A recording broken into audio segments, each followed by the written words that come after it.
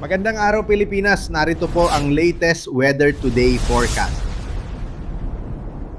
Kasi dito sa ating latest satellite animation, may dense clouds pa rin or yung makakapal na kaulapan sa ilang bahagi ng Luzon. Dala pa rin po ito ng southwest monsoon o habagat na magiging maulap pa rin po yung ating kalangitan. Possible pa rin yung mga scattered na mga pag-ulan, pagkilat at pagkulog dala ng habagat. Posible po paminsan mga malalakas pa rin po yung mga pag-ulan na ito, kaya doble ingat pa rin sa posibilidad ng mga pagbaha at pagguho ng lupa. While dito naman sa Metro Manila at sa nalalabing bahagi ng ating bansa, kung meron po tayong mga pagulan na mararanasan, mostly mga isolated o mga biglaang pagulan lamang po, dala ng habagat at ng mga localized thunderstorms. Sa ngayon, wala tayong minomonitor na bagyo or LPA na maaaring makaapekto dito sa ating bansa, ngunit meron po tayong minomonitor na mga cloud cluster dito sa labas ng ating area of responsibility, silangan ng Mindanao. So monitoring po tayo dito sa mga kaulapan nito sa possibility na magkaroon ito ng defined circulation. Though sa ngayon, less likely pa po ito, kaya continuous monitoring and patuloy na magantabay sa updates na ipapalabas ng Pag-asa. Para naman sa maging lagay ng ating panahon, araw ng Lunes at unang araw din po sa eskwela ng ilan sa ating mga kababayan, magiging maulan pa rin po yung panahon dito sa Ilocos Region at sa bahagi po ng Zambales, dala pa rin po ito ng habagat. Any time of the day, possible po yung mga period ng mga pag-ulan natin, though hindi naman po tuloy-tuloy at malakas, but possible pa rin nakatamtaman at paminsan malalakas po yung mga pag-ulan nito. Kaya again, doble ingat pa rin para sa ating mga kababayan. While dito naman sa Metro Manila and for the rest of Luzon, bahagyang maulap hanggang sa maulap po yung ating kalangitan. Kung meron tayong mga pag-ulan na mararanasan, mostly mga isolated o yung mga biglaang pag-ulan lamang po.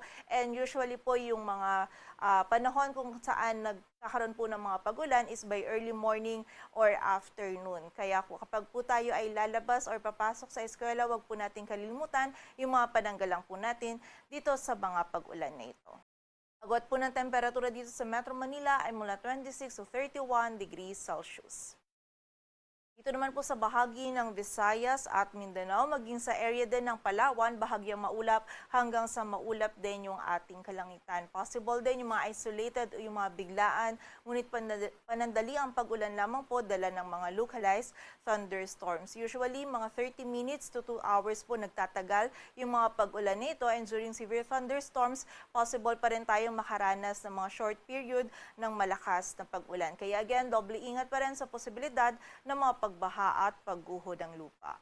Agwat po ng temperatura sa Cebu ay mula 27 to 33 degrees Celsius at sa Davao naman ay 25 to 34 degrees Celsius. Sa lagay naman ng dagat baybayin ng ating bansa, wala po tayo nakataas na gale warning, kaya malay makakapalaot yung mga kababayan nating mga ngisda, pati na rin may mga maliliit na sasakyang pandagat.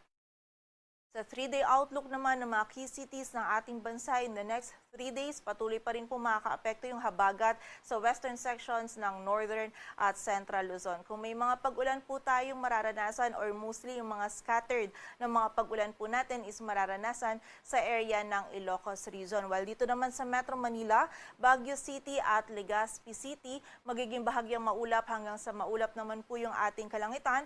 Possible po yung mga isolated na mga pag-ulan, pagkilat at paglog from hapon hanggang sa madaling araw. Dyan po yung period kung saan posible po itong mga pag-ulan nito, kaya doble ingat pa rin para sa ating mga kababayan. Agwat po ng temperatura sa Metro Manila ay mula 25 to 32 degrees Celsius, sa Baguio City ay 16 to 24 at sa Legazpi City naman ay 26 to 34 degrees Celsius.